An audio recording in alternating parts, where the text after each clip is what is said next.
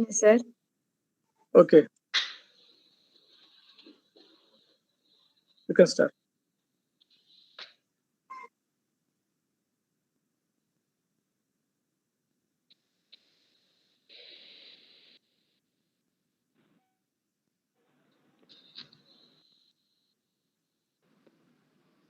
എല്ലാവർക്കും നമസ്കാരം. Good morning. നമ്മള് നല്ലൊരു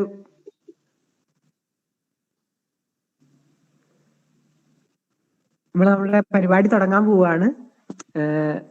അതിനു മുമ്പേ ആദ്യമായിട്ട് ഒരു പ്രയറോട് കൂടി നമുക്ക് പരിപാടി തുടങ്ങാം. അഞ്ജനയെ പ്രയറിന് വേണ്ടിയിട്ട് ക്ഷണിക്കുകയാണ്.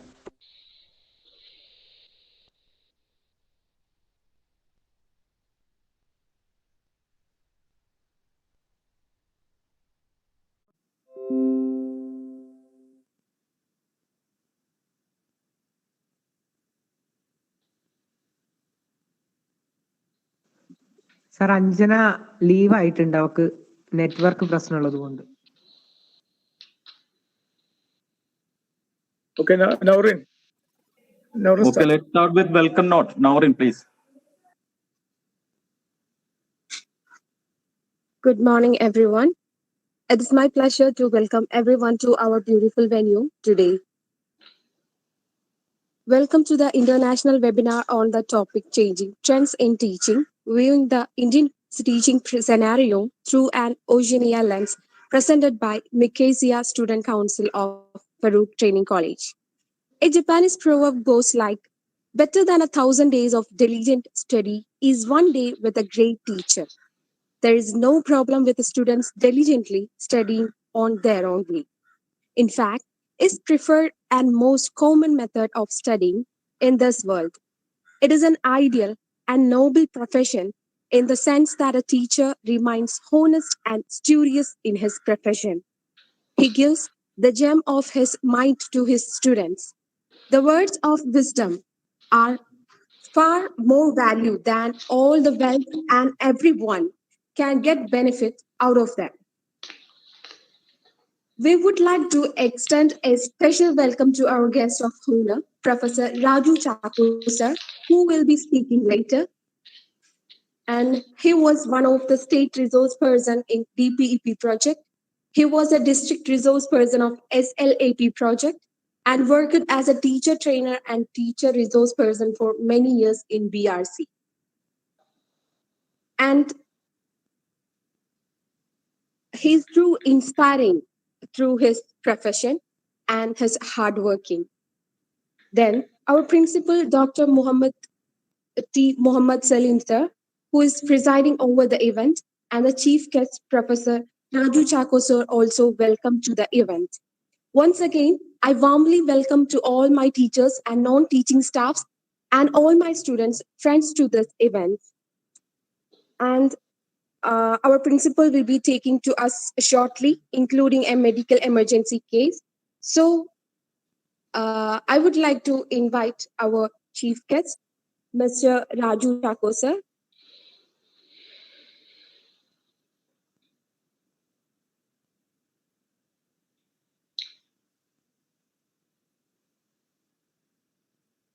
It's my turn, Azil, is it? Yes, Can sir. you hear me? Yes. Can you hear me? Yeah, it's audible, sir. Oh, thank you. Thank you very much. Thank you, Azil. Thank you, the principal, Dr. What's his name, Azil? Muhammad Salim. Muhammad Salim. Yeah. Okay. I talked to him yesterday, nearly.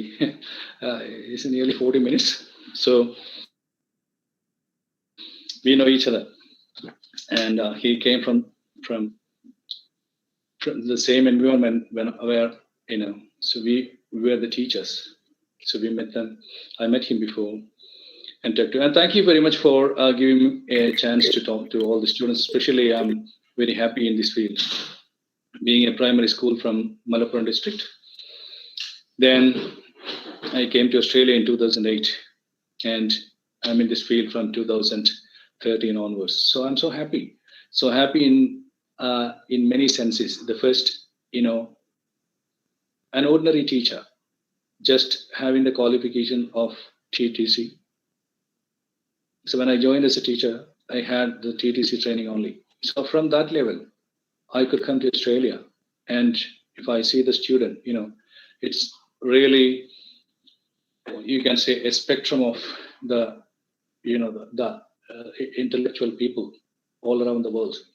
So if I stand in front of them, that giving me an exceptional happiness, because if I could, the people in front of me, so they can come to, so I imagine you can come to any level you assume or what you dream. The main thing is that you can dream, that's fine. But to fulfill the dream, you need a hard work. And if you are ready to work harder, definitely any stage, there is no limit for you. So that is my example. So I'm pretty sure that my audience are Master of Education students, Bachelor of Education students, and any other group, Azil?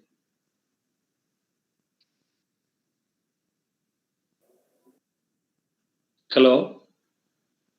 Sir, this is school, sir. Oh, yeah. Okay. Thank you. Yeah. All right. See, so before coming to our subject, I don't know, our time is 2 hours, I presume. Yeah, okay. I will invite my son to talk to you what is actually happening in the education system there. And you can see that is the lens, you can see what is the main difference in a higher degree exam, how he is being evaluated. So I told him to come and talk to you for 10 minutes, and definitely he will come and talk to you for 10 minutes.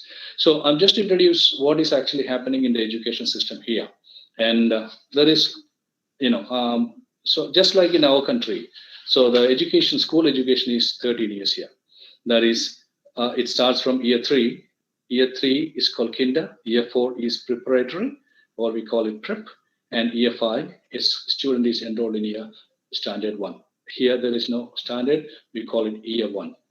So before year 1, before standard 1, a student is going through its kinder and prep or preparatory stage.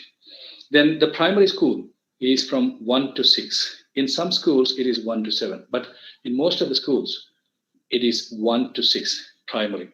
After primary, they graduate there as the primary degree holder or the primary school degree holder. So then the graduation, they are moving to year 7. From year 7 to year 10, it is this school is called secondary school. Then, so from 7 to 10, from year 7 to year 10, it is secondary. Then year 11 and year 12, they are senior secondary, or sometimes these schools are known as colleges. And after that, they move to the university. So this is the general system. From total 13 years of schooling, from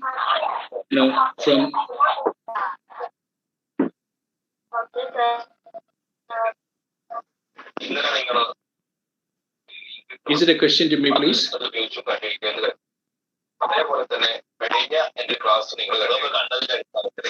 Adira. Sir, please continue, sir.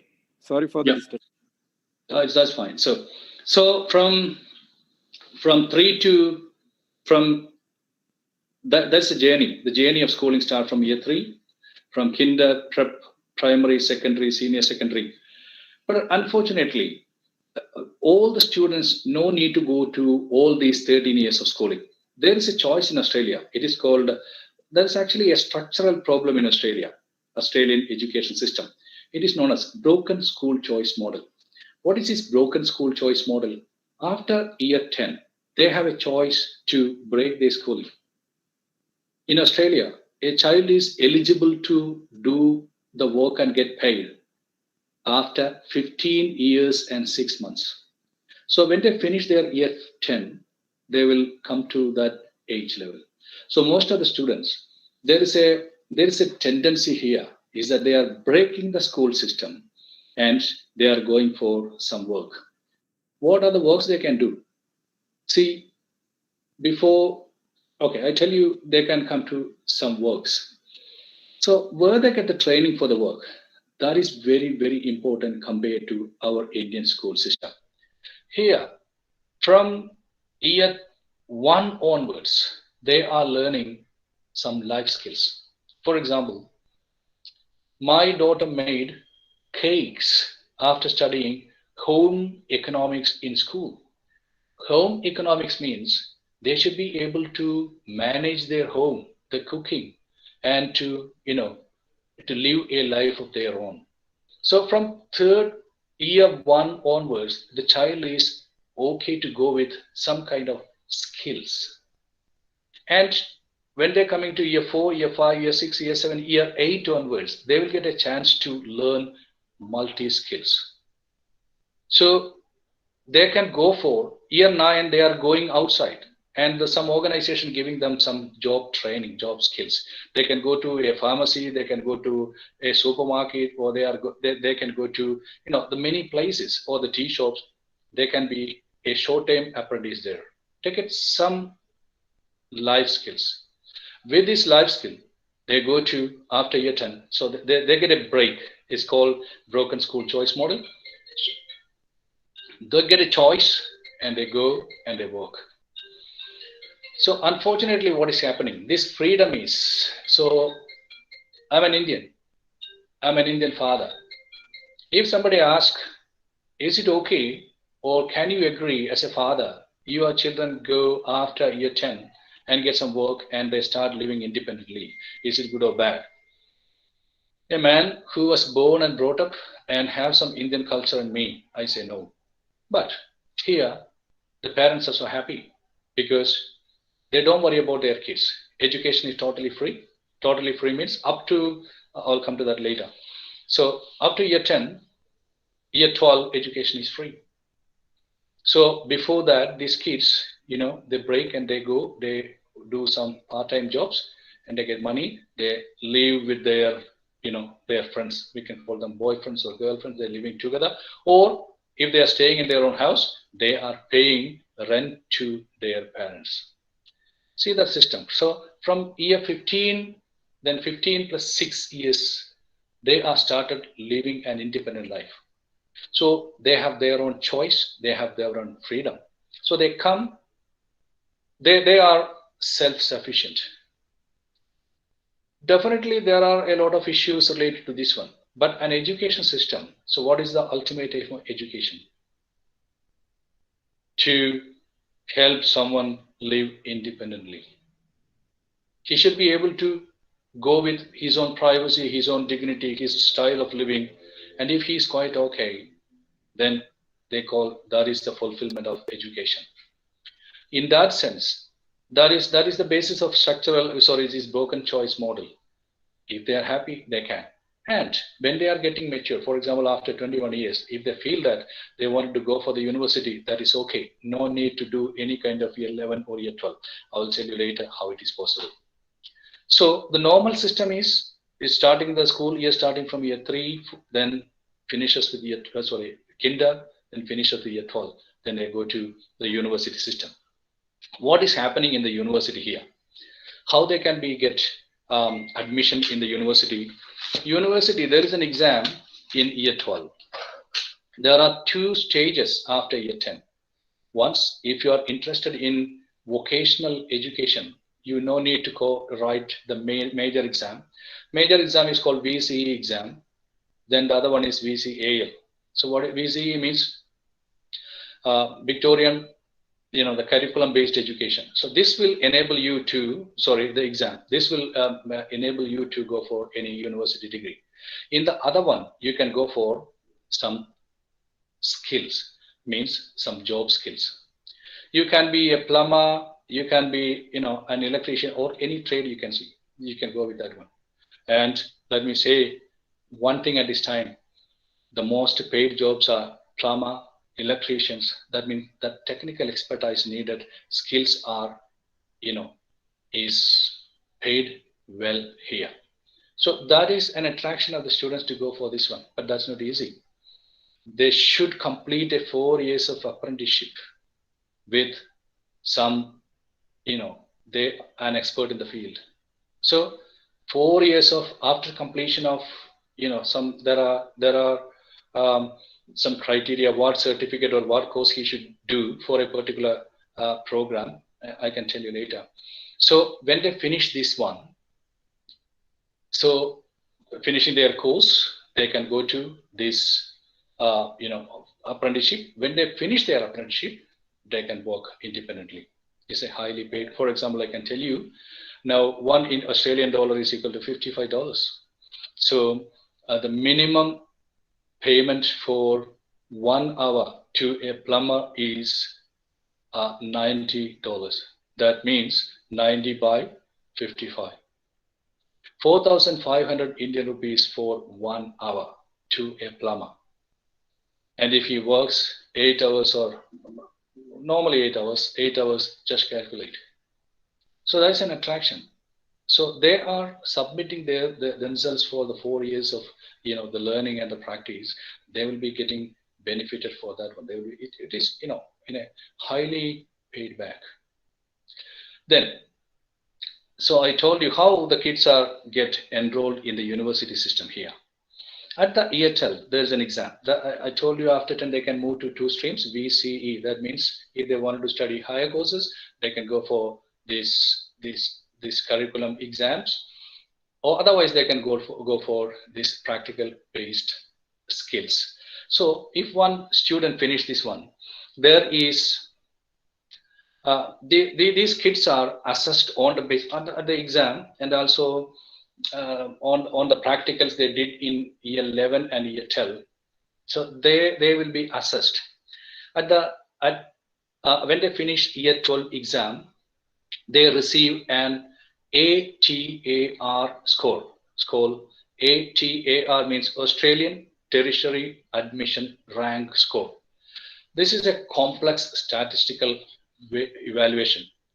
So when they get this, the ATAR score, on the basis of the score, so the various universities prescribe a certain score for that particular course. For example, if somebody wanted to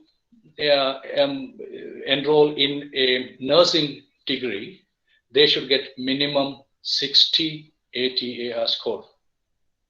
But the complex the course, for example, the law or the medicine, it required the very high ATAR score. That means 99.9 is the ATAR score for universities for medicine, and above 96 is the score for law. There is no entrance exams here. Any student from anywhere in the world, they can study in an Australian university based on this ATAR score. So whatever the rank they got from their own university, for example, their own, the board in higher secondary board or the secondary school board, or anyway they get this one, they will be, that will be compared to the Australian ATAR score. On the basis of that ATAR score, they will be placed in the university. This is equal for an international student and a native student. So everybody is ranked on an ATAR score. So, okay.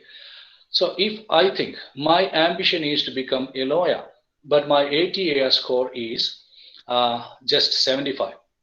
The university prescribed the ATAR score is 85. For example, 95. What I can do? So my ambition is there, but I can't reach there. My score is very low. Then what is the option? Here, the university provide another pathways to become a lawyer. I don't know whether this system is existing in India or not. There are many pathways or there will be a foundation course. So they need to study some legal studies for 2 years, or some subjects related to, some disciplines related to this legal studies. They can come to, they can be, equal to the ranking of 95 by studying these base courses.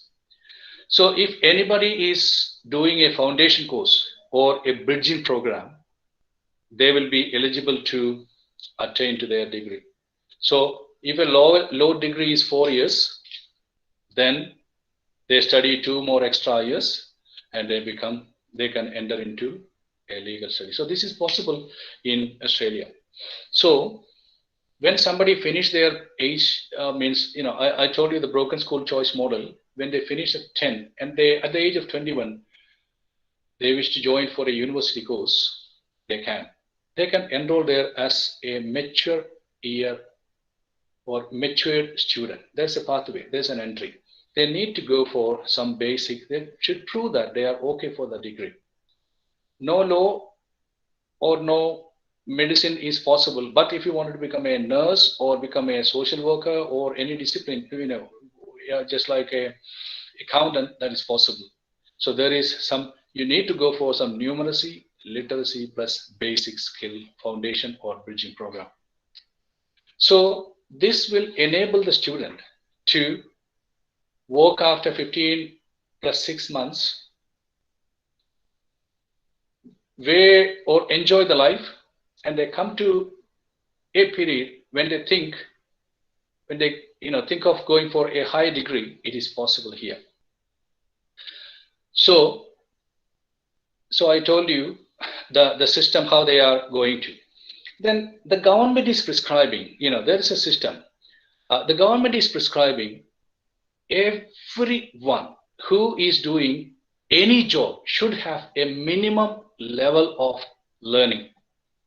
It's not called the academic learning. That means, for example, I can tell you, if anybody wanted to work as a hairdresser, she should go for a course in hairdressing. Or if anybody wanted to to work in a tea shop, he should go for a barista course. If anybody wanted to work in an alcohol shop, he needs to go for one course. So the government is prescribing a certain course for each and everyone who work in fields. So what is the benefit of this one? So the people are benefited two ways. One, they get the skill. Two, they get the practice related to or the knowledge related to this one. So even in the field of the hair cutting, they learn a lot of theories, means the knowledge related to their skill. So this will enable the people. I can give you a list of the items. What is the government is prescribing here?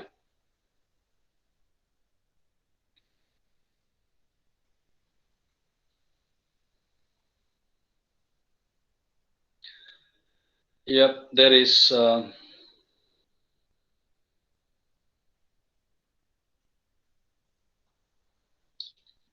year 1 to year 10. Yep.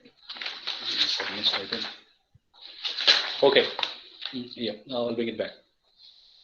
So it starts from certificate 1, certificate 2, certificate 3, certificate 4. Then for some courses, for some jobs, they prescribe they need a diploma. Then after the diploma, a degree. Above the degree, for some courses, they require a graduate diploma. Then after the graduate diploma, a master's.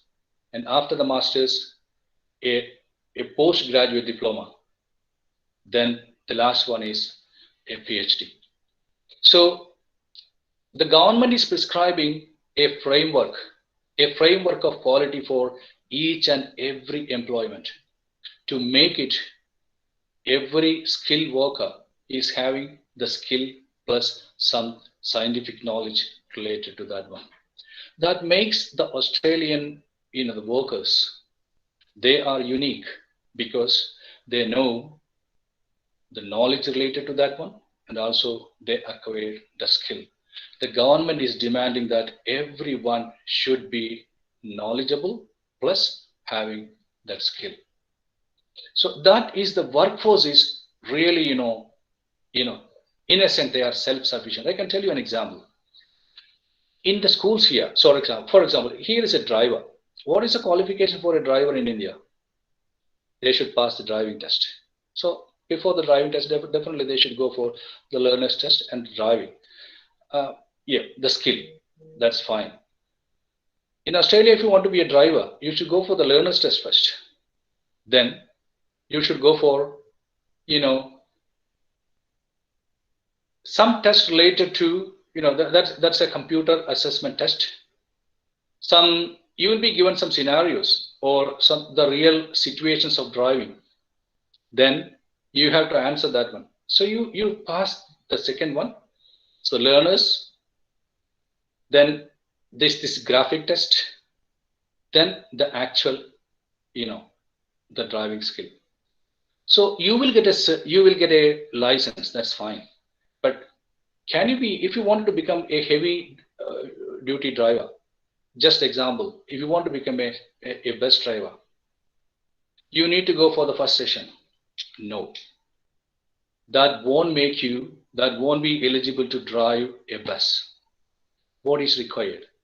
He should have, in Australian, if you're a driver, there'll be only one person in the bus, only the driver.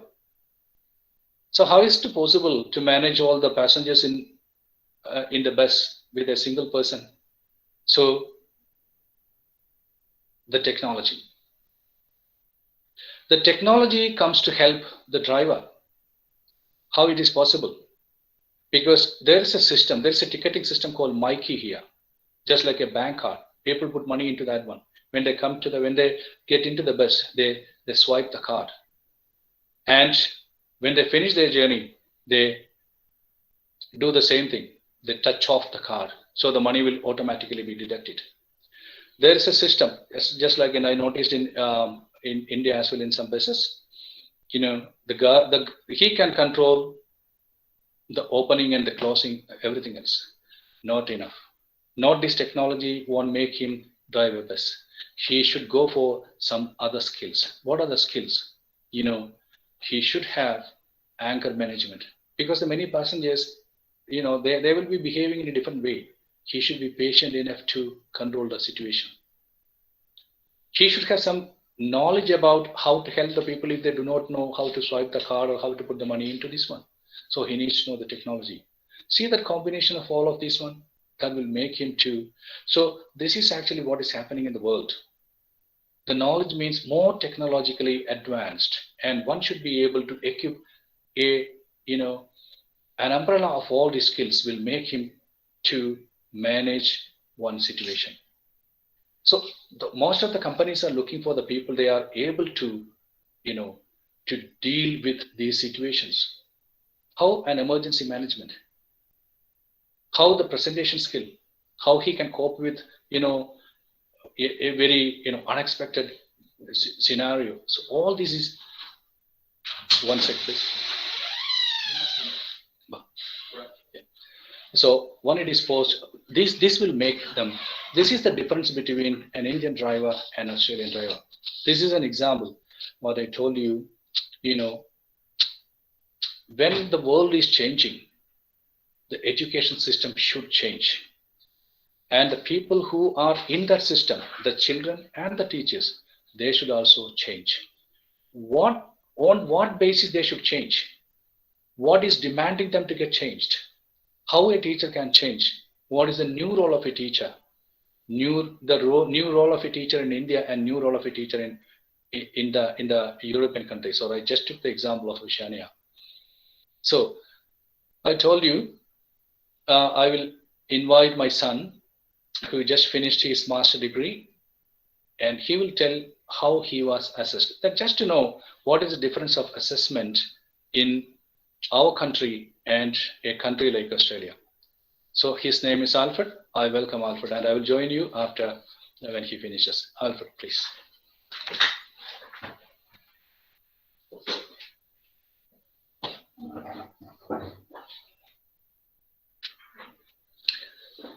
Hello everyone.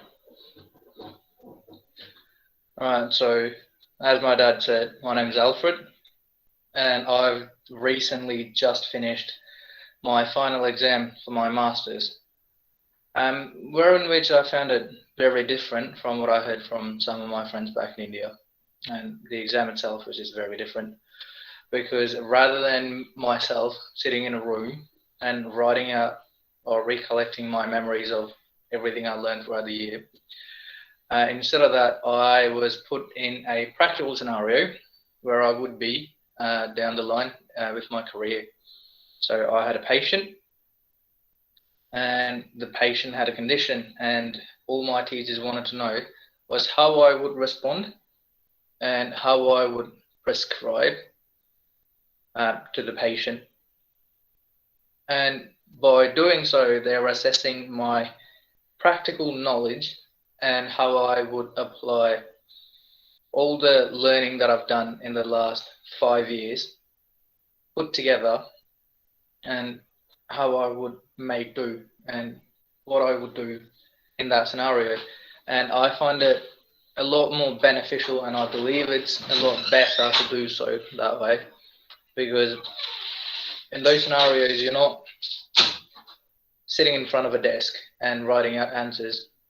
And same with your career, you won't be sitting in front of a desk and just writing out answers, but rather you'll be put in a position where you will have another human being in front of you and you have to treat them. So yeah, and I believe that should be the way to go with a lot of these courses, testing out what's demanded rather than your memory recollection. But yeah, that's just my 2 cents. I will get back to my father, so just bear with me.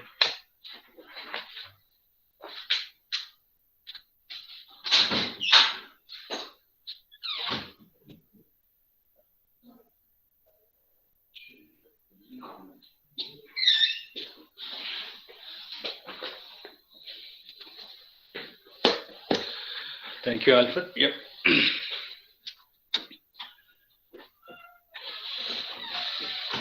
So we were talking about, so I'm pretty sure that he must have told you what is the difference in assessing a master, a postgraduate student, and especially in the discipline of, something related to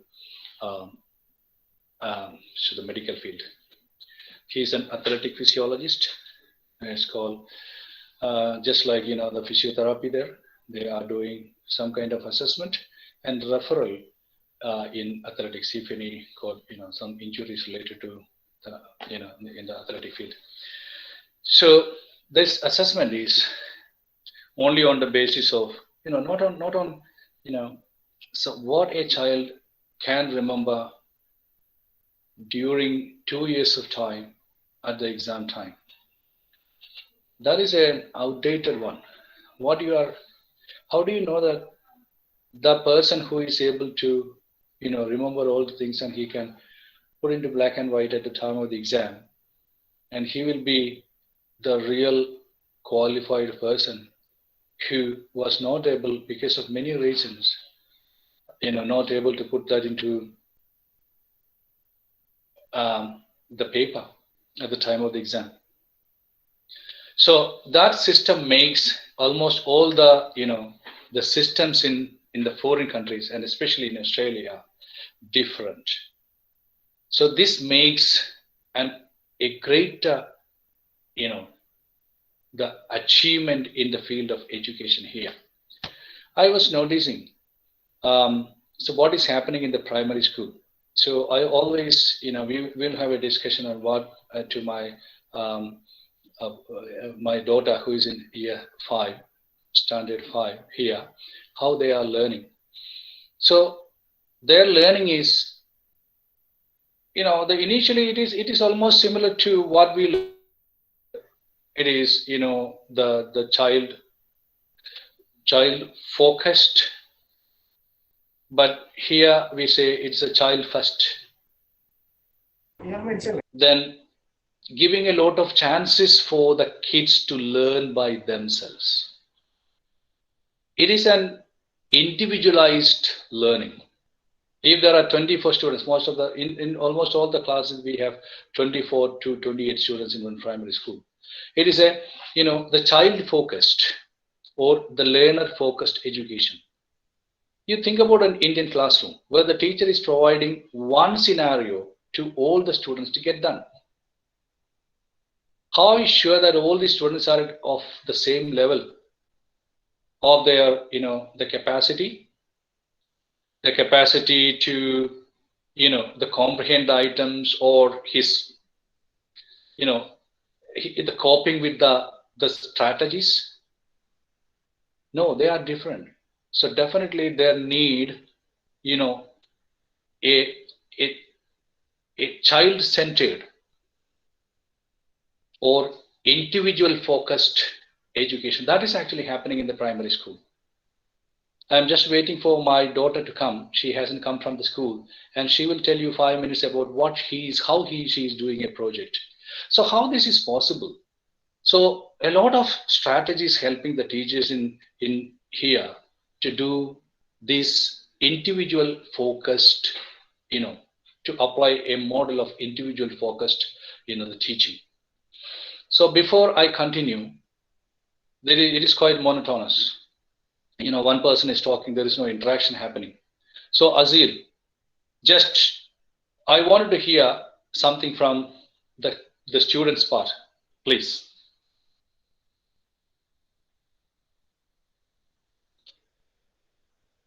Can you hear Azir? Hello? Hello? Yes, sir. Hello? Yes, sir, it's audible. Yes, sir. Okay, I wanted to get interacted with you, please. Just ask some questions or just to say something.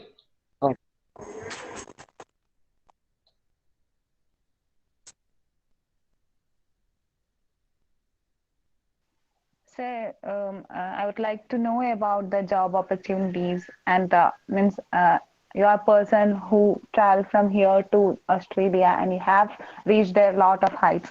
So I need to know more about the job opportunities and what is the difference between the educational quality between. Yeah. Okay. Thank you. I think there is talking by one side. So this interaction is fine. So if you are talented, if you are ready to work harder, and if you are one of the mathematics teacher, science teacher, especially physics or chemistry teacher, you are a commerce teacher, yes, there's a lot of opportunities for these teachers. But as this is the language is, especially the English is the primary language of this country, so you should prove that you are so proficient in this language. So they are demanding an exam, either IELTS or the TOEFL or any education, any qualifying exams to prove that you are qualified. You are well, knowledgeable, and also you have all the skills. Yeah, especially in your LSRW, you are okay. You can come to this country and you can work as a teacher. But after coming here, you need to write an exam. Exam means you should register in. If you are coming to a particular state, there will be a teaching board. You should get registered in that board to work as a teacher here. So to get that one, they will ask you some of your degrees to be, you need an equivalency of your certificate with the Australian qualification. Here, for any course, for example, a primary teacher, he should complete 4 years of his degree in education with 120 hours of placement in the school. So if your qualification is equal to that one, you can get registered. Then you can apply to work as a teacher in any of the schools. And they will do the interview, and if you are qualified, you will get paid. That means you will get selected. Then the salary is nearly, a primary school teacher gets $93,440 annually. It is equal to nearly $8,000 plus is equal to 4.5 lakhs a month Indian rupees.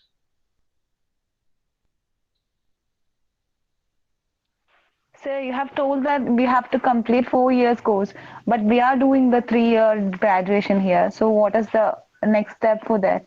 As a part of your, equalization, you should provide them what curriculum you studied, and the papers, the theories, the practicals all done are okay to equate with the graduation or the Australian qualification. If that is okay, they say your certificate is equal to the bachelor degree of education here. So other than IELTS, we have to attend an exam there too. IELTS is a primary qualification to prove that you are okay to communicate with the people of Australia, because they are born and brought up and they got a cultural language here. That means you should be able to, you are interacting with the students of Australia, you should know their language. So you should be, you should have the proficiency in the language. It's a little bit different. When I came in here, I was a teacher of English in India.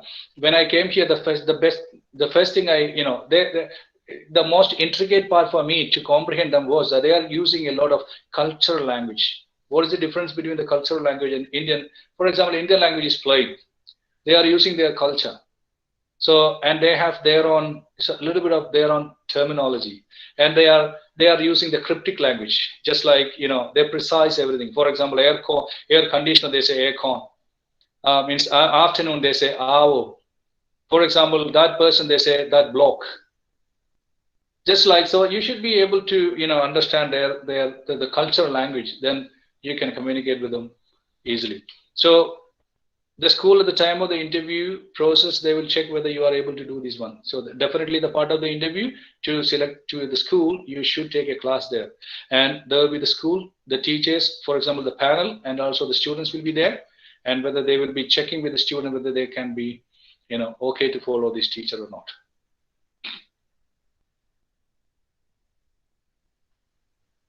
Okay, thank you, sir.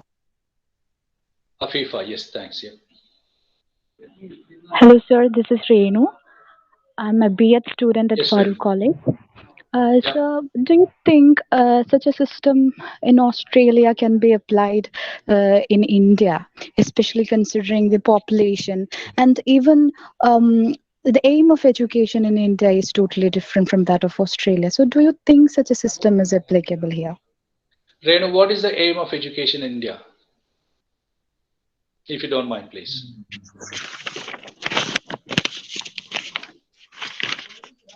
Yes, sir. So what is the aim of education, especially in Indian scenario or Indian setting? Just briefly. Yes, obviously it says that it is for an overall development of an individual.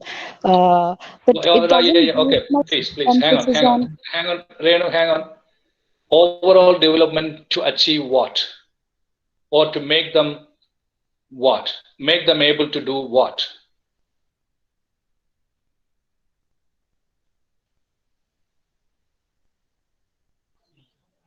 I'm not sorry, I'm not interviewing you. I mean, I'm not questioning you. Yeah, just to it's not, this question is not to Renu. Anybody can please support Renu. What is the aim of education?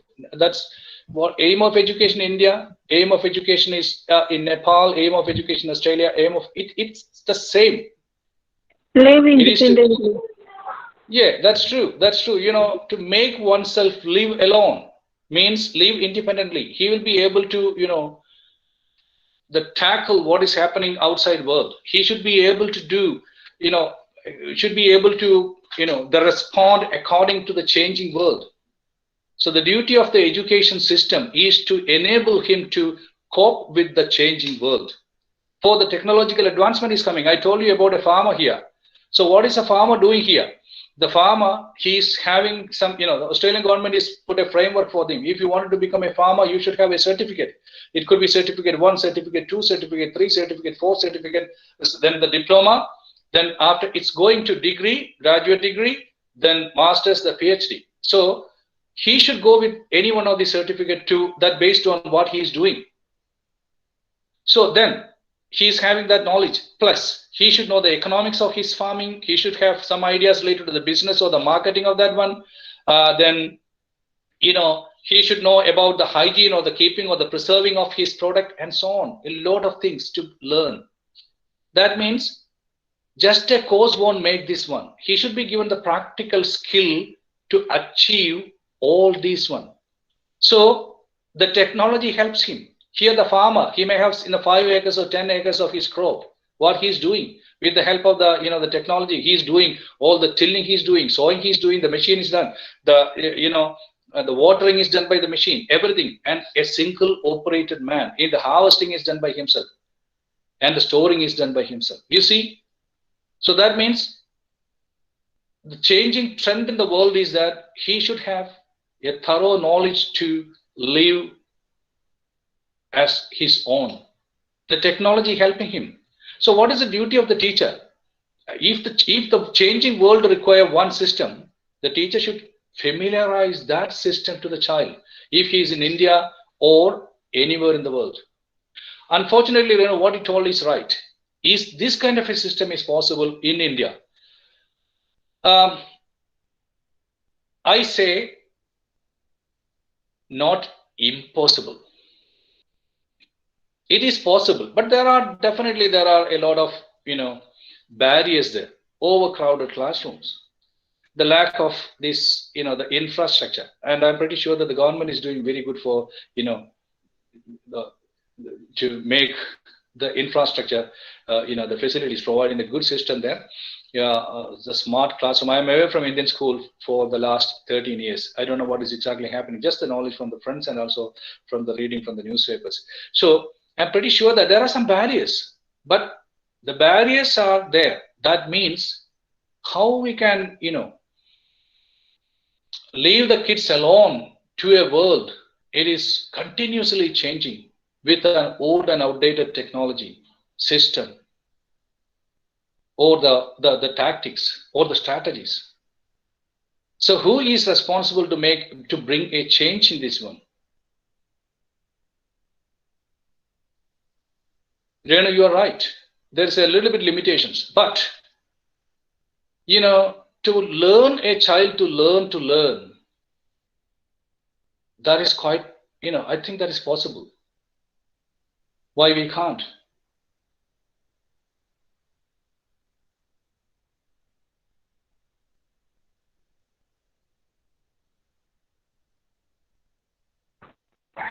Sir, Yes, Srilal.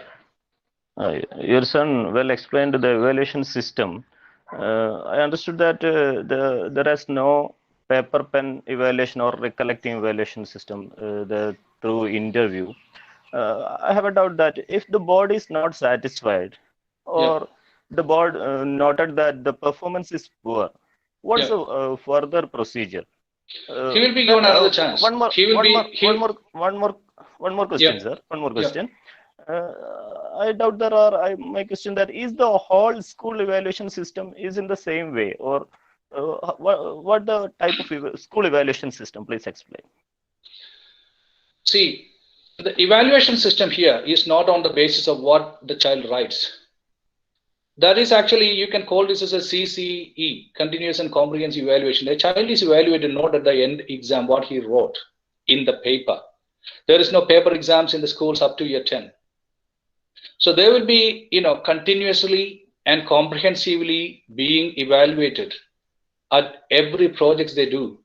How leadership quality they have, how, the capacity to cope with the changing situations, how they are interacting with others, how emotional they are, what much emotional intelligence this child holds, how socially, interactive this child is. So everything is evaluated through various activities, and they've been awarded. Here, every month, there is a CPD program. The teachers are joined together to discuss their professional development. And there is a collaborative learning. There is a cooperative learning. For example, there are 3 or 4 divisions there. The teacher makes a plan. They interchange. Maybe the teachers change. They teach together. So the teachers change. So the learning process is, the collaboration is done. The cooperative, the strategies are applied in the classroom. So assessing this level, and I will tell you a term. I don't know whether you must have heard about a system called. Have you heard about the rubric? Heard about the rubric system? No, sir. No. It is just like in each question you will be given. That's a terminology. That's a tool system. How you are going to be evaluated. For example,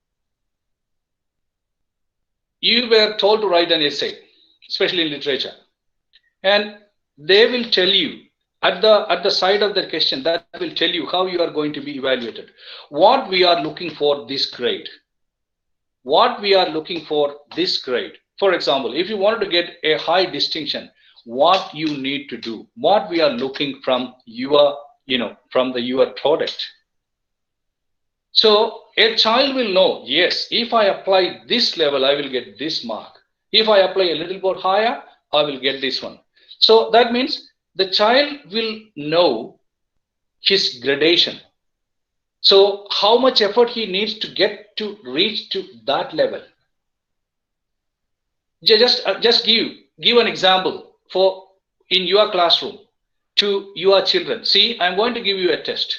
You can write anyway, but I'm going to evaluate you on these ways. You will get the the high distinction. I am looking for these qualities. If you wanted only 60%, okay, I am looking for these.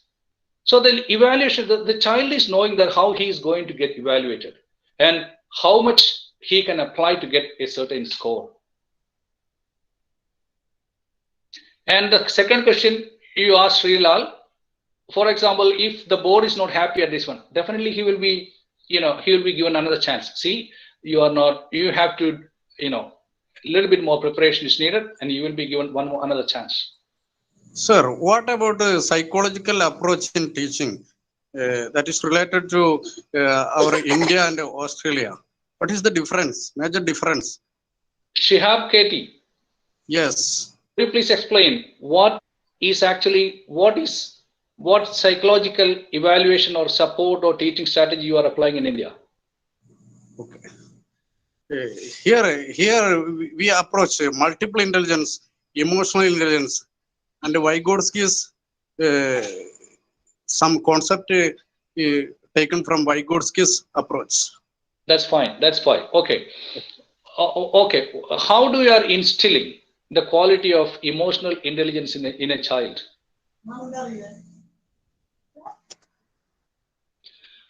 We say that's fine. So it could be psychological approach is fine. He need have some social skills, psychological. Just like I read a tragic news yesterday. The one bride was committed suicide. I don't know whether it is a suicide or it's a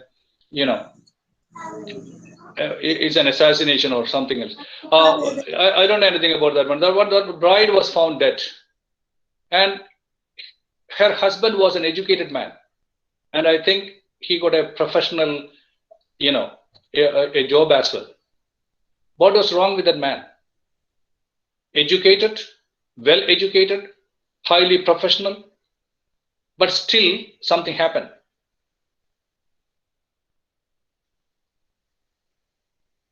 So my question is definitely the lack of emotional intelligence.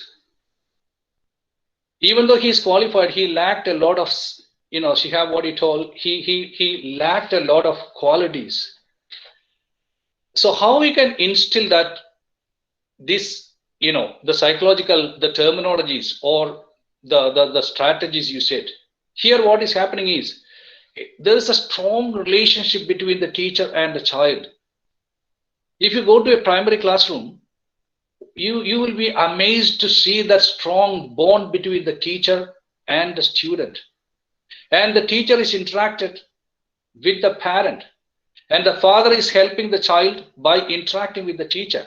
And what he notices at house in his behavior or what changes he noticed, he informed that to the teacher, and the teacher is making some plans in her, in the strategies of in the teaching strategies, and he's applying through one of the activities to this particular child or a group of child of the same, if they can categorize into the same group.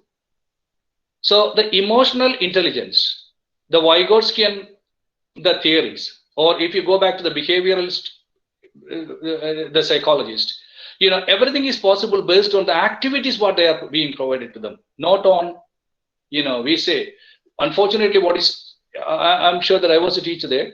So, I know what is actually happening in India is everything is there as a theory, everything is there. But if we put that into the practical, we fail because of many reasons. So the system is quite, is a learner focused.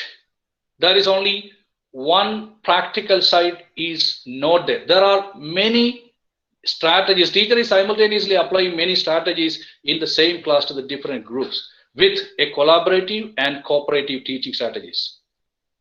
I can send you a video how one primary class is, how the teacher is handling a primary class. There you can see different groups there. And another advantage is that each and every child is able to access to the computers or the technology, so they can learn with their own pace, at their own space, wherever they want it, at home, in the library, in the class, in the school. The teacher is being, the students are being given what to do, the instruction based on their emotional intelligence, or they are based on their umbrella of intelligence.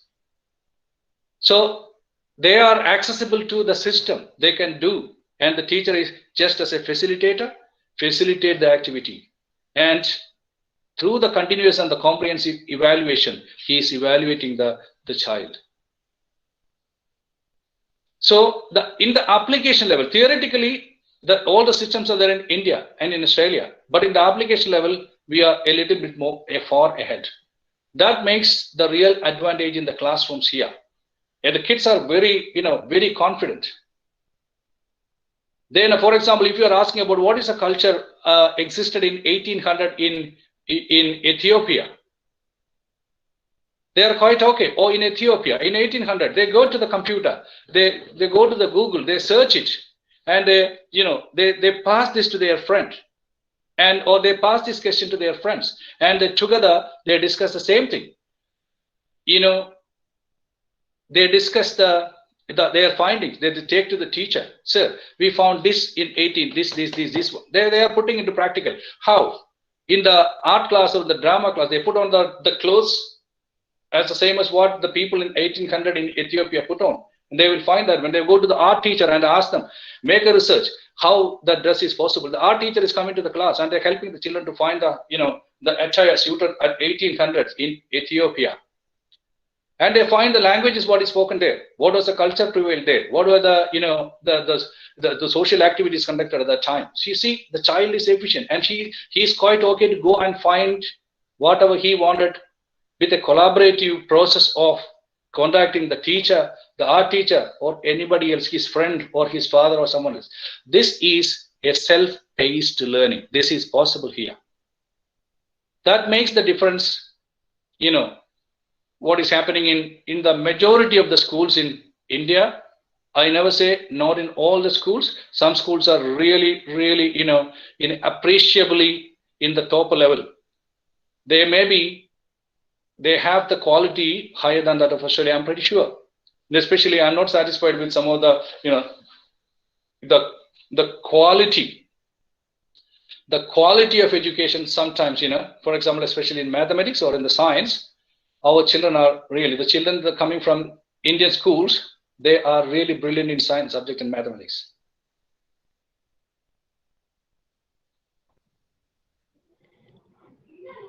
Hello, sir. I am Irshana. Yes, Irshana. A faculty at Farook Training College. Yes, please. Sir, What is your subject, Irshana? I am teaching physical science. Oh, good. Yes. Okay, sir. But I'm interested in knowing, is there at any stage of schooling, the students' interests, aptitudes are identified, and this acts as an instrument to channelize them for their higher education? Yeah, of course. That's a good question. I was actually thinking of telling you about that one. See, year 9, there is a choice. There is a choice based on, the discussion with the teacher, and the teacher will make an assessment on whether this child is quite able to, go for this channel. For example, year 9, they say that I wanted to, they will, from year 10 onward, they will find the optional subjects. They can choose based on their interest and based on the aptitude, what they expressed in their activities from year 7, 8, 9, they can choose. For example, I can tell you, my daughter, she took biology. Everyone should study English and mathematics. Means mathematics, there are 4 mathematics here. The general mathematics everyone should study. English and maths, they should study. Then there is a basic science everyone should study. Then there are electives. My daughter selected biology. See the combination, politics and moral science, then philosophy. See the combination, moral science. I asked her, why did you choose moral science? Also, I wanted to know the moral of the people. I said, okay, that's fine. She is the national winner in the Philosothon, and she been selected for the international competition that is going to be held in Canada. I mean, from year 9 onwards, they will be given, or they are channelized based on the attitude and the aptitude they expressed in all these activities. Some people, they choose physics, chemistry, maths, and if they are really interested to do some kind of, the physical science or in the science subject in their universities, they will be channelized that one. So there is a chance at Chana. And it is done not after year 12, not after year 10, but from the beginning of year 10 onwards, that continue to year 11 and year 12. Thank you, sir. There is a past-paced exam, past-paced, the promotion here as well. For example, my daughter is year 10, and if she says her teacher that I am quite okay to write my year 11 exam at year 10, that is possible. Some of the papers she intended to study at year 11, she can write that in year 10 as well. 10 itself. How is it possible? The teachers will assess the child, and if she is okay, she will be allowed. So she can save some subjects in year 11, and year 11 she can study some subjects in year 12. In year 12, she cannot save an year. She should finish year 10 and year 11 subject, year 12 subjects, but she can study that year 11. Some of the year 12 subjects she can study at year 11. And if she wanted, she can study some extra subjects in year 12, or otherwise she can just concentrate on, if there are 5 papers in year 12 and she writes, if you chose to write that exams in year 11, then she can just tick on to only 3 subjects in year 12. That means given much emphasis on that particular 3 papers, and her AT-AR score can be improved. What about the teacher education centers in Australia? There is no teacher education centers, but there is a graduation called Bachelor of Education that is 4 years. Every primary teacher, if you wanted to be a teacher here, you should study 4 years of graduation. In that graduation, you can opt either primary school, 2 secondary school, or you can specialize in that. You can take any specialized subject in your degree. Then after that, you can go for your master degree in education, or a graduate master or diploma in education, and so on. If you wanted to assess someone else, for example, if you are to do one training course, you wanted to be a provider of a course, for example, hair and beautician course. If you just thought that you can run an institution and you can do hair and beauty course there, professional cookery course there, fine. You can conduct that one, but before that, you should get a certificate in training and assessment.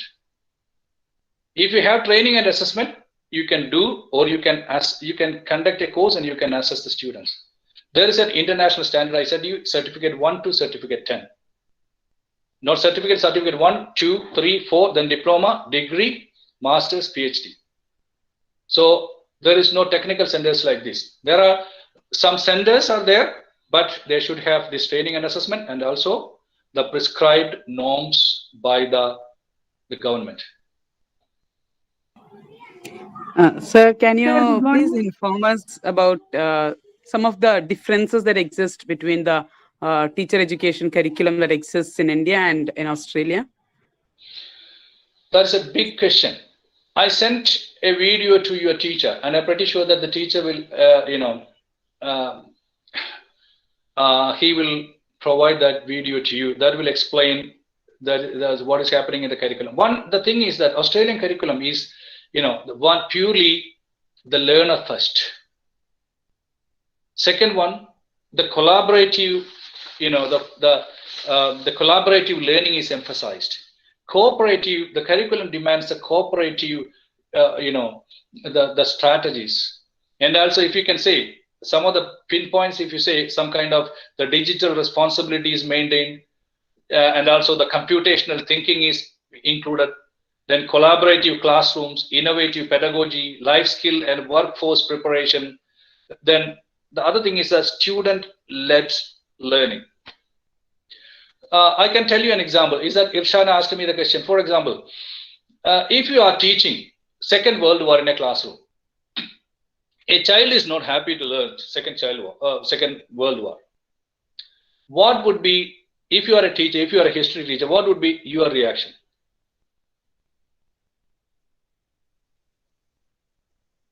Will you say, okay, will you say, oh, that's fine? Thank you. For example, you are a history teacher, and here there is an option, and the teacher will ask the student, okay, that's fine. If you don't want to study World War II, that's okay. Then what you intended to study? Because I wanted to know how good you are getting some details using your secondary data, using the technology. I wanted to know how good you are at that skill. So she said, see, I can learn about Roman Empire. Is that okay? Teacher said, yes, that's fine, very good.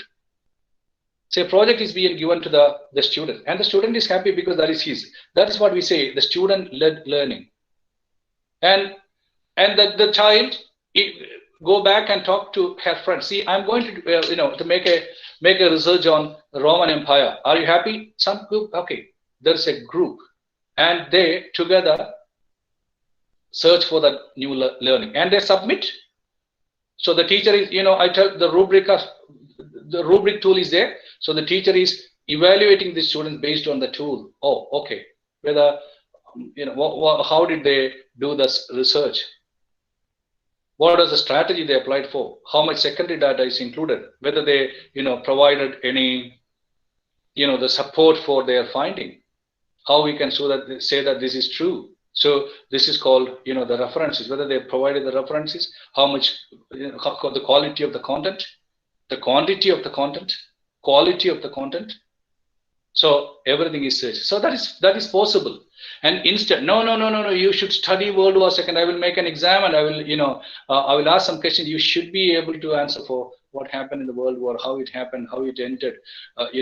No need of that one. If you wanted to assess some kind of secondary skills, it is possible with another. That is, we are making some kind of, the parallel to. This is, if anybody of teaching the language, especially Malayalam or English, provide some parallel situation to the child.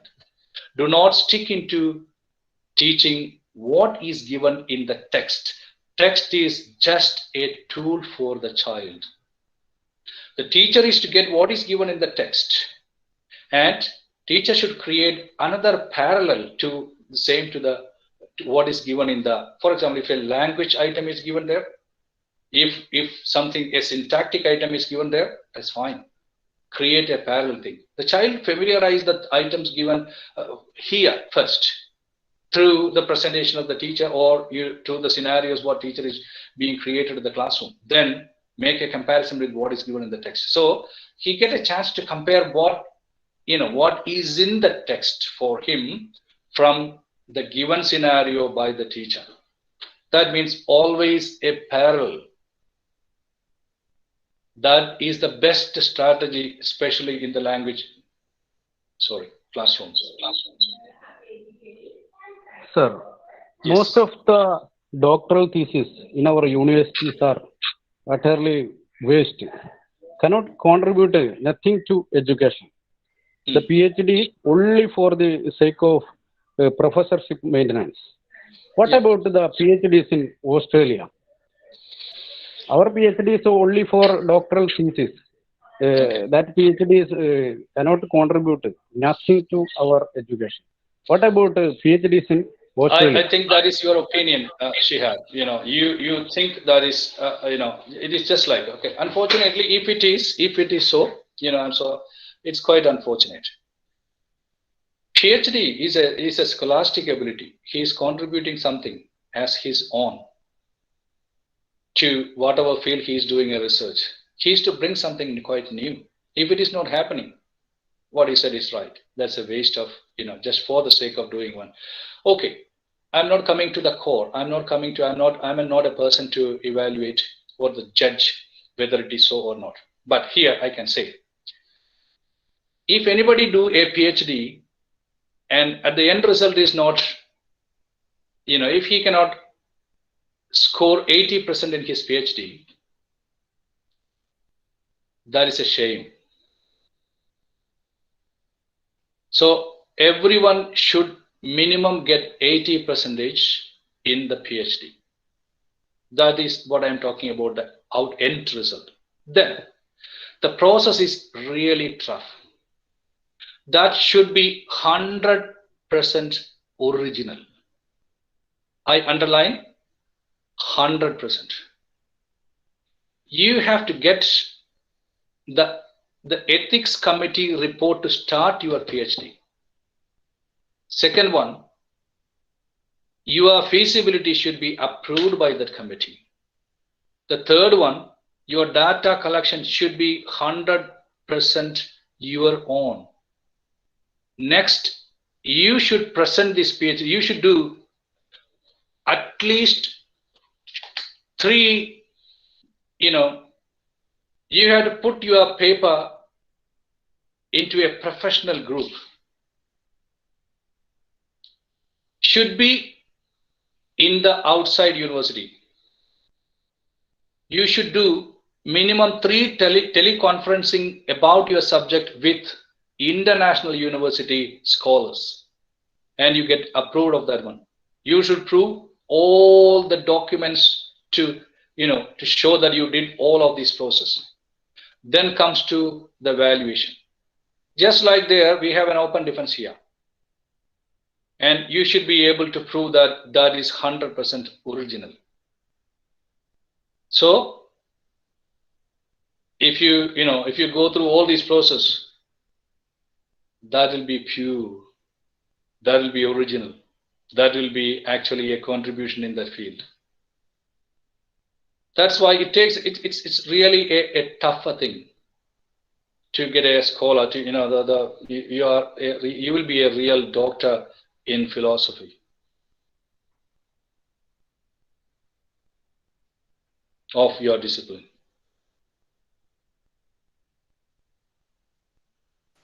Okay, thank you, sir. Let me ask you something. I have started a school, Malayalam language school there. So I have read that. So first of all, that's a great thing. So can you tell me about the thing? Means what are the thing you follow there, and what is the difference between a Malayalam school here or the normal school here and a Malayalam school there, and what are the syllabus you follow there? That's Afifa. Yes, Afifa. Malayalam language school is, you don't take Malayalam language school in the full sense of a Malayalam school there. Here, the students born and brought up here, they are not able to communicate in their mother tongue. And that's the reason that it's so hard that they are not able to comprehend what their grandparents talk to them, or the grandparents are in the same position. Most of the grandparents, they are not able to, communicate to these kids. And they are forgetting about, something of our culture.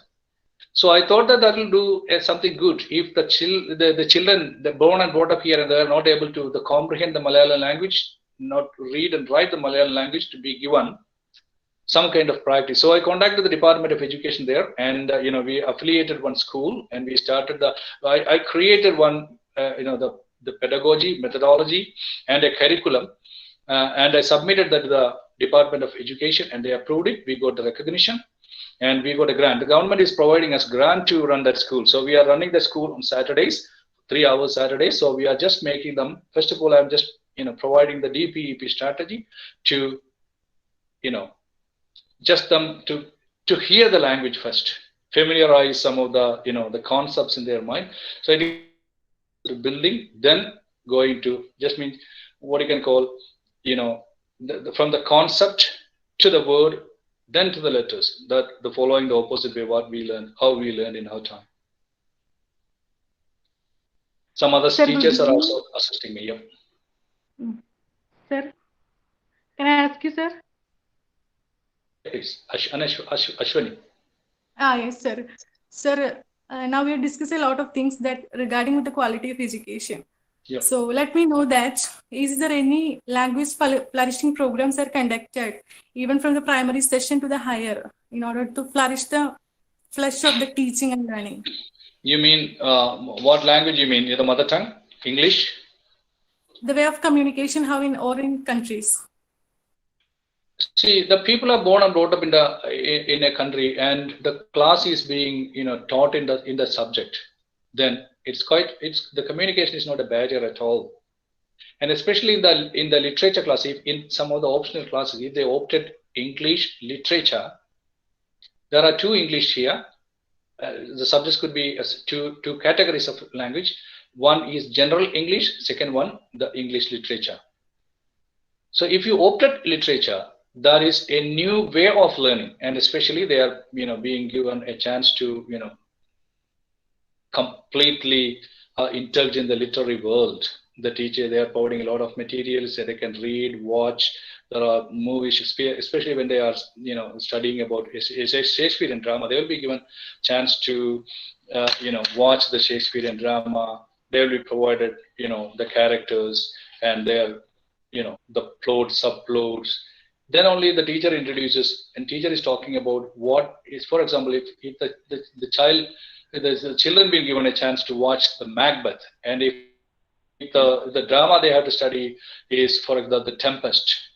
So they get a chance to watch the drama first, means then they understand some Shakespearean world, Shakespearean, the literature, and then they make a comparison with the drama what they have to study. So in communication, that is quite possible because the same language, there is no difference in, there's only one, there is no second language here.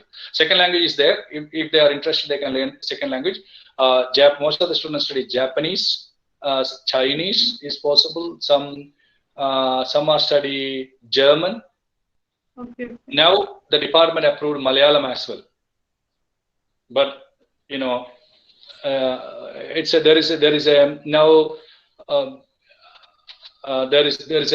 for example, if you wanted to stay here, you need the permanent residency here. For the permanent residency, you need some points. Now, Malayalam language also included to get 5 points. If they write and pass that exam, they will be awarded 5 points. That will be considered 5 points in that, So that's a beneficiary, really. Tamil was there before. Yeah, please. Is it a recent inculcation by including the Malayalam language in the second option? Yeah, it started including the day in 2019. Okay. Nearly very less number of students are actually writing Malayalam as a second language because they think that learning an additional language is better than learning Malayalam. Maybe the support from the parents maybe not that much encouraging the students to take Malayalam. But anyway, the last I think the next year they are going to write their first exam in Malayalam as a second language. They finished the second language study by year 9. Yes. Thank you, sir. Yeah, Ashwini. So Raju sir, I know you are running in a school in Australia, a Malayalam school. Actually, Yeah. What is the motive behind that? I'm a man born and brought up in Malappuram district. There were no technology at all. I learned, the people I lived with and the students I taught, they all were innocent. And I understood the importance of our Malayalam language. For example, how great that language is. The literature is great. So I thought that our children, they are lacking a chance to understand that greatness of our mother tongue. Mother tongue is not, something to speak only. So it got more greatness. So I thought that the kids born and brought up here, for the Malayali parents, they should also get a chance to understand the greatness of this Malayalam. So I thought that whatever I achieved, I practiced, thought that just a sharing of my experience to the kids to make them learn and communicate with their elder parents. So there will be, if they are talking in Malayalam, there is something more, what you can say, more, it's more close to their heart. Even if they communicate in English, that won't be coming not directly from their heart, something from their, from the lips or a little bit artificiality is there when they are communicating in English, but while they are talking in Malayalam, that is coming from their heart, very soul. So is it approved by the government or the Yeah, Ministry of Education? this is, we are in Victoria State. The school is the only one Malayalam language school supported by the Victorian government, and we got the grant of $450,000, sorry, Indian rupees for this year. Sir, is there any is there any other Australian students or any other English students there? Could you was not audible to Afifa? Is there any non-Malayali students there? Australian Oh, yeah, students plenty. or Yeah, this is actually it's a cross section of all the world. You can see around me. You can see the kids from different nationalities. Punjab. If you take not India, you go for Japan, Singapore, Malaysia, African countries, then European countries, everywhere here. So So the kids, they get a chance to interact with their outer community when they are from the school. But the problem is that they don't get a chance to to understand the culture of India. It's very, very sad. Ramayana, Mahabharata, that's really great. But unfortunately, they are denied. I use that word, denied the chance to learn the greatness of our country. Sir. Yes, Srilal. നമസ്കാരം. ആദ്യമേ അഭിവാദ്യങ്ങൾ. കാരണം ഒരു Malayalam school run ചെയ്യുന്നു എന്ന് പറയുന്നതിൽ വളരെ സന്തോഷം തോന്നുന്നു. ഏതായാലും ഇനി മലയാളത്തിൽ സംസാരിക്കാലോ. നേരത്തെ മലയാളത്തിൽ സംസാരിക്കാൻ എങ്കിൽ കൂടിയും അത് സാർ അങ്ങനെ ഒരു ഫേം അവിടെ നടത്തുന്നു എന്ന് പറയുന്നതിൽ വല്ലാത്തൊരു സന്തോഷമുണ്ട്. പറഞ്ഞറിയിക്കാനാവാത്ത ഒരു സന്തോഷം, നിറയെ സ്നേഹം.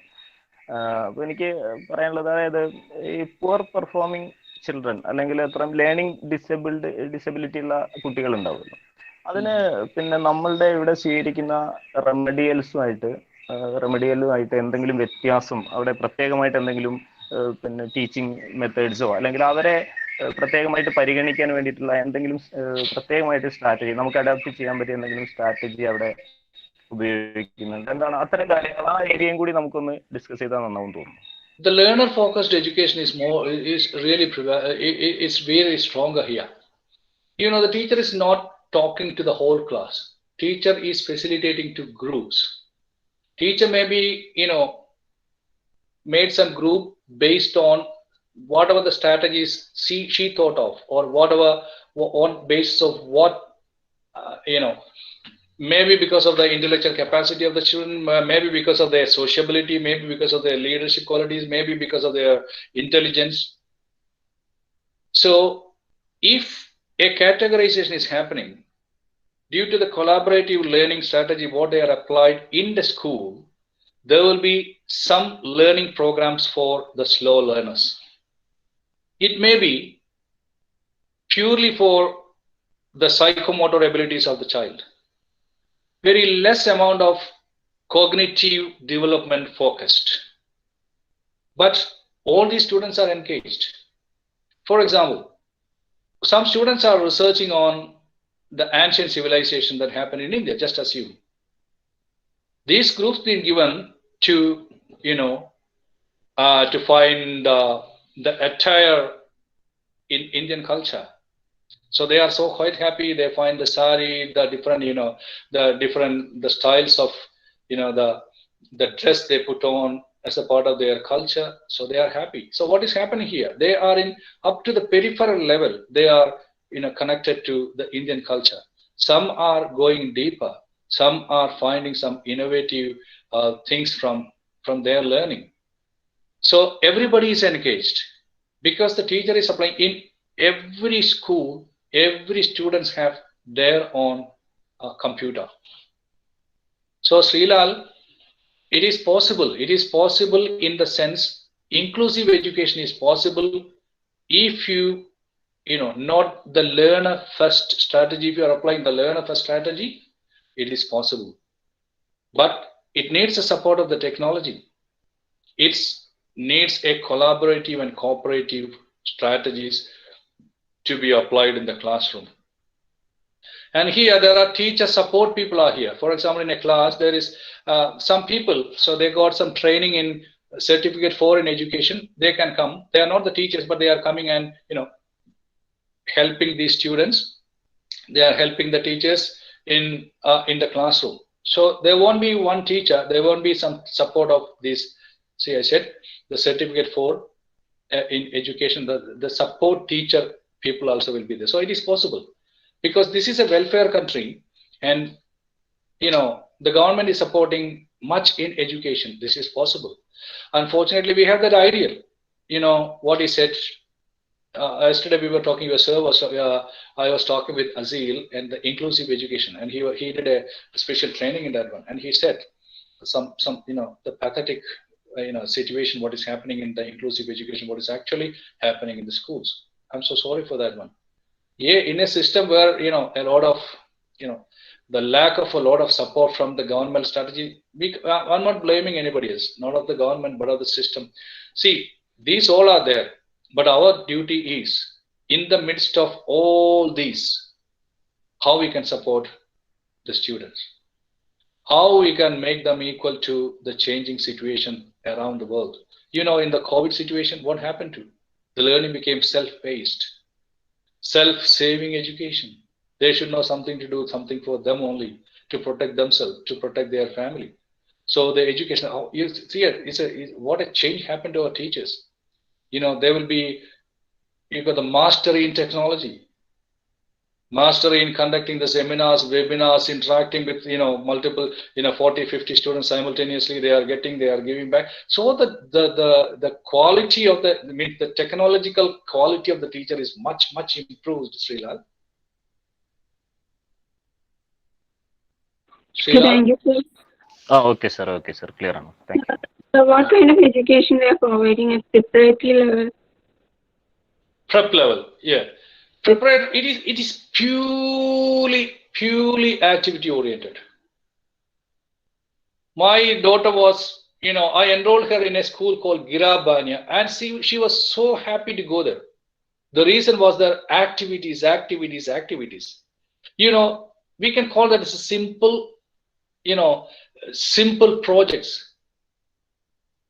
They once they watch the, how the caterpillar becomes the butterflies, and they watch it, they bring the real, the leaves with the caterpillar, and every day they look at that one and they write their diary. They are there talking to the teacher. Teacher is recording. They are drawing the pictures, and they are coming and talking to us. And oh my God, that's wonderful.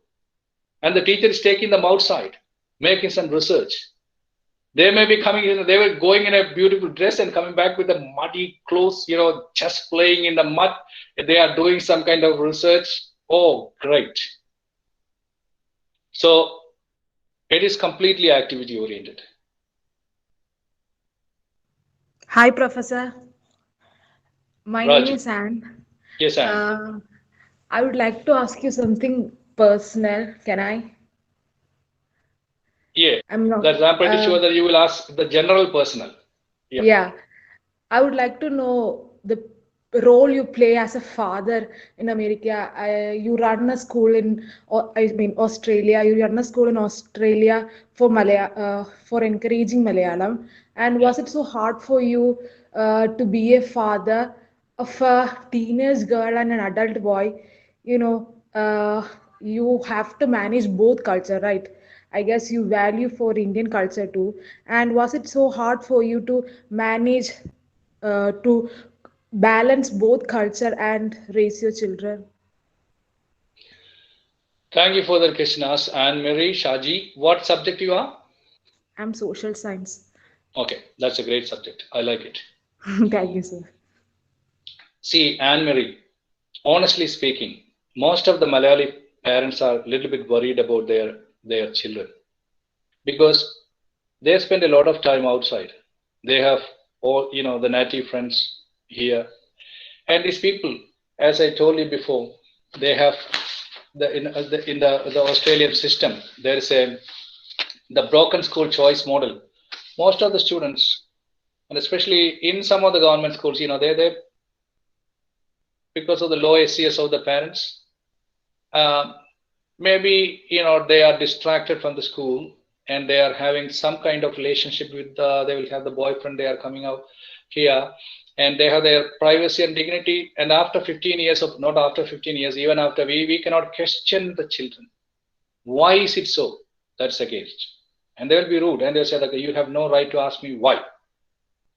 So, nearly 5 years before, the parents were worried about, oh my God, whether my child will find a boyfriend and she will go with him. That was the worry before 5 years. But now, the parents are worried. Oh my God, my daughter will be going with some other girls and living together. Because LGBTQ, you might have heard about that one, that is, the government is supporting. So I'm not against that one. But people are worried about that one. Whether my son will find another boy as his partner, whether the daughter will find another girl as her partner, and whether they will be coming and if they come back and say whether they are going to live together. So we are worried. But only one possibility is that love your children, engage them, your activities. So when we are there, we sit together while at the the dining table, we sit together, we talk what is happening in the school. Just like some kind of a positive interaction, and we will try to make them understand what happened in India, what is the system there, what is our culture, what it says, and what is the benefit of it. They say, in Australia there are a lot of single mothers, and even the children do not know who their parents are, fathers are, and they will follow the same system. So culturally speaking, whether we are happy or not, I say not completely satisfied, but that is their culture. They were born and brought up in that culture. For example, the people here, they're born and brought up in this culture. They follow that one and they believe that's great. Just like, why do you, stick only on one wife all the time? If your husband is good, that's okay. If he is bad, why do you stick on with only one person all the time? So the kids are asking, what is that? We are working, we are living together. That's our happiness. Why we are getting married? To get, to a family. Oh, why we can't adopt a child? It's for. So such worries are there, Anne-Marie. It is still, yes, it is not only for me, for all the parents. There are still some Indianness in them. All parents are a bit worried about that. Professor, Raju, can sir, I ask you something? Right, sir, I am just remind you on the time because at 1:30 we have an examination, university examination. So, up to you. Whenever you wanted to wind up, I'm happy. So I think we can wind up within 5 minutes. Is it be okay? That's fine. That's fine. That's fine.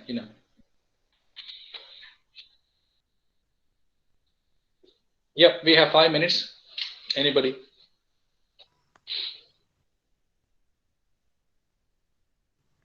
Professor, I would like to know outside they could conduct so many summer camps and all like. And Mary, will you call me Raju? That's fine.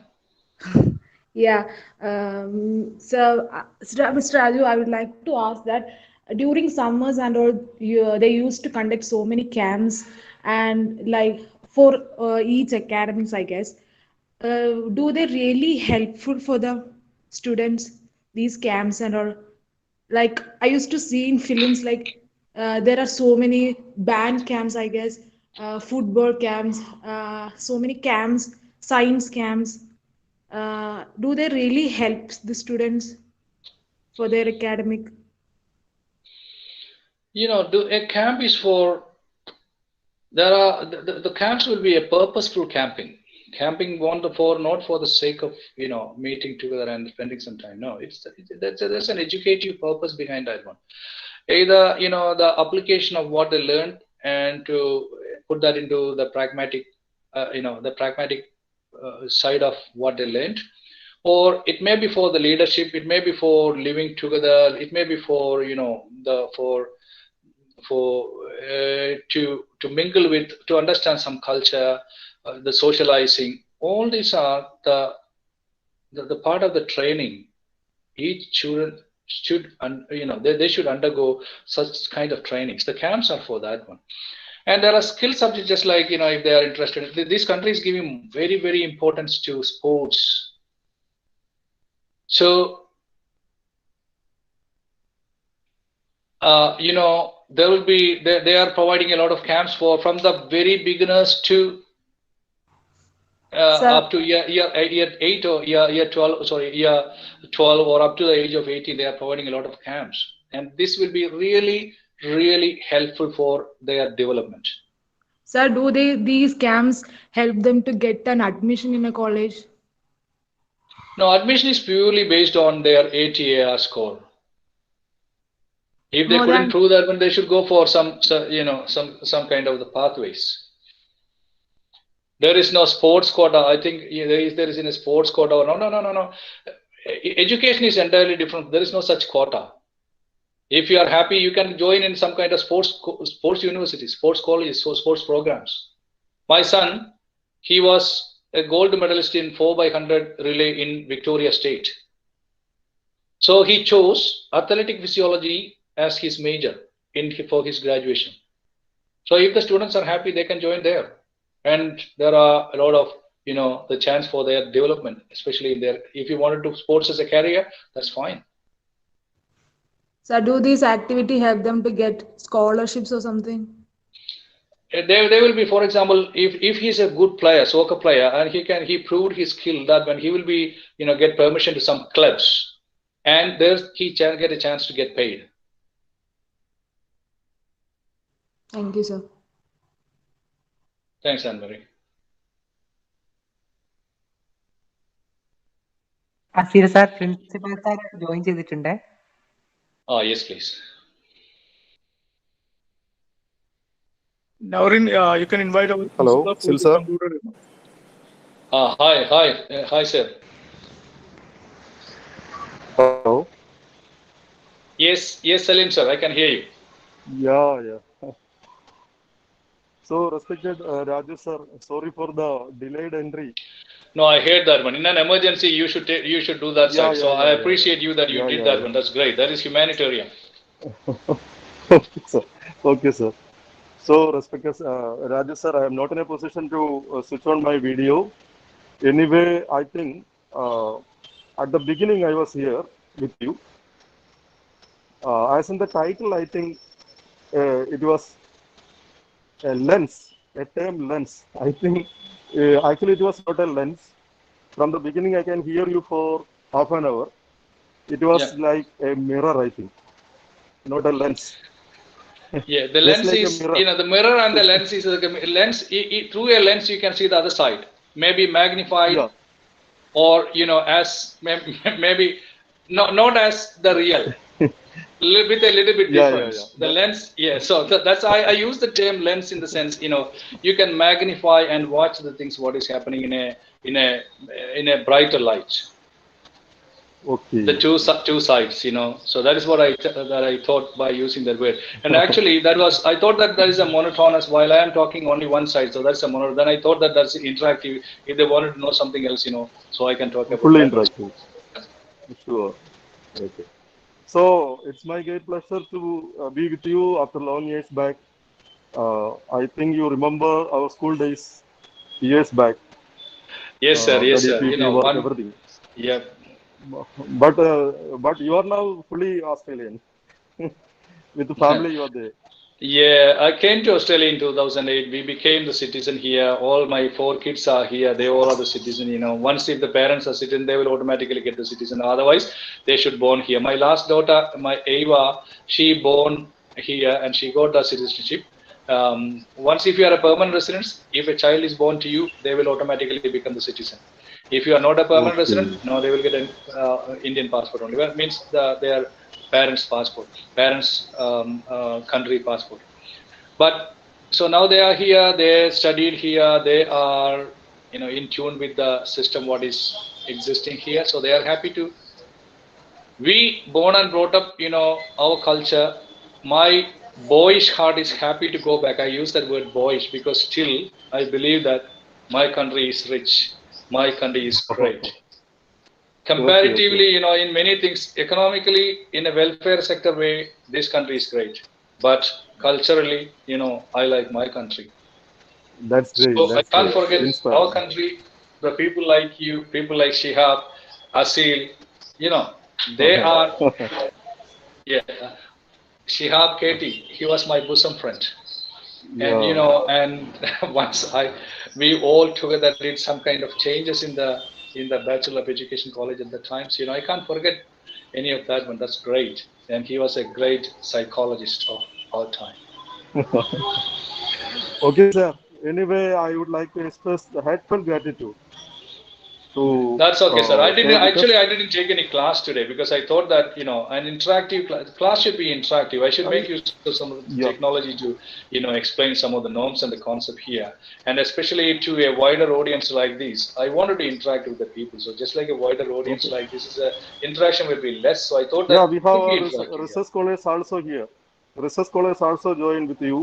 Oh, that's And fine. That's fine. No, I didn't speak anything in that scholastic research scholastic level. But if anything for particular group, for example, the research scholars, we can go up to that level. That's fine. So that will be sure, interactive. sure. Then, if it's for a Bachelor of Education, we can go with some of the tactics we can apply in the classrooms. And if it's for a general class, we have to talk something about the general things, what is happening in Australia, how the curriculum, what the classrooms are, how the teaching strategy. I'm not sticking on what the actual strategies. I can provide you some of the videos and what is happening there. And watching that one, if you got some doubts, why did they do that one? What benefit they can get by in what is the grouping strategy there? What is the the project methods applied in that one? What is if you got some doubts regarding the what is, how is, when is, and where is, and why is, we can talk on the basis of that video, after watching that one. Okay, sir. It was quite interesting because we are talking from two continents and sharing different experiences, really worthy for our research scholars. And also, I would like to appreciate Dr. Asil for providing this opportunity to our campus, Farook Training College campus. And also, Raju sir, we are opening the door for you for further programs. And in between your busy schedules, I hope you will cooperate with us. Different variety of programs are there. I will offer you more time, particularly, specifically related to specific subjects, because we have to continue this interaction for our mutual worth, I think. Yeah, thank you, Salim, and thank you, Azil, thank you, Shihab, thank you all the participants. I don't know whether what you expected from a class, whether I don't know whether I could to provide what you intended or what you actually looked for, but I'm pretty sure that we can. This interaction was happy because I could know some pulse what is happening in the university, in the classrooms there, and I'm so happy to tell you what is happening here. And when you watch the real classrooms, and you will get if that help you to make some kind of changes in your strategies or in the style of approaching the students more closely, more friendly as a facilitator, I'm so happy. Okay, thank you, Asil. Let us conclude this session. Formal Yes, vote of sir. thanks is there. Yeah. Yeah, sure. Yeah. Nurin, please. First of all, I would like to thank you as the principal for speaking to us in such a busy situation. And thank you, Alfred and Chako, sir. Our dear guest is a great inspiration to us in your life as well as our teaching profession also itself. Born and raised in an ordinary country, he eventually worked hard for his mother tongue and started his own school in Australia. Mr. Raju Chako, sir, started his study as a primary teacher in an aided school in Malappuram district. Then he moved to a government primary school, secondary school, and the Bachelor of Education college under the University of Calicut. And Raju sir was working as a teaching faculty in social work discipline in CDU Australia and a mental health clinician in BSFS as well. So, his love towards his mother tongue and native land, Raju sir is running a Malayalam language school in Australia with accreditation, recognition, and funding of the Department of Education, Victoria. So, now Raju sir is a citizen of Australia. Thank you, sir. Thank you very much. And I would like to invite our general convener, Midun Gopi, to say vote of thanks. Begin. Okay, now read. Respected teachers and my dear friends, all of you have participated to an international webinar on the topic Changing Trends in Teaching Viewing the Indian Teaching Scenario. Being B.Ed scholars, M.Ed, DCCE, it is very useful to all of us. My duty is to give vote of thanks for this function. First of all, I inform my thanks to Naurin Sharaf, who made welcome speech. I inform thanks to Dr. Muhammad Salim sir, our respected principal. On behalf of myself and Miqesia Students Council, I would like to thank our chief guest, Professor Raju Chako sir, who led us to the new world by his presentation of seminar. And I also thanks to Alfred. Thank you, Asil sir, for inviting him. As Naurin said, Raju Chako sir's life is an inspiration to us as a teacher profession. And my very personal thanks to Raju Chako sir, because when I see the profile about him, I read that because of the love towards mother tongue and native land, he is running a Malayalam language school in Australia. And Raju Chako sir is the principal of this school. So being a Malayalam student and being a Keralite, it was very pleasure to know that. Once again, thank you so much, sir. And I am very happy to thank all my teachers and friends who joined in this program. Thank you, sir.